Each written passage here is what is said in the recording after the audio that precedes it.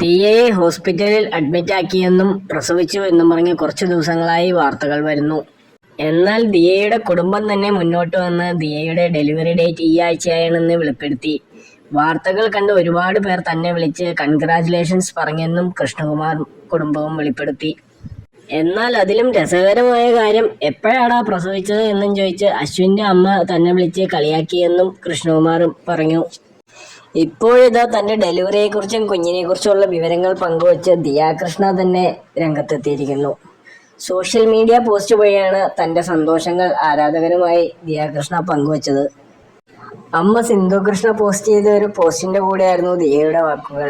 അമ്മ വിഷമിക്കണ്ട, ദൈവത്തിന് നമുക്ക് വേണ്ടി ഒരു മനോഹരമായൊരു പ്ലാൻ ഉണ്ട്.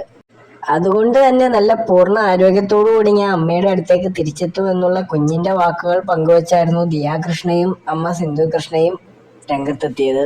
കുഞ്ഞ് നല്ല ഹെൽത്തി ആണെന്നും ഈ ആഴ്ച തന്നെ എന്തായാലും ഡെലിവറി ഉണ്ടാകുമെന്നും ദിയാകൃഷ്ണയും സിന്ധു കൃഷ്ണയും പറയുന്നു.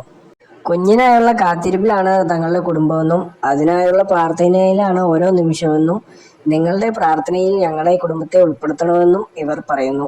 പ്രഗ്നൻസി ടൈമിൽ പോലീസ് കേസ് ചർച്ചകൾ തുടങ്ങി ഒട്ടനവധി സ്ട്രെസ്സുകളിലൂടെയാണ് ദിയാകൃഷ്ണ കടന്നുപോയത്.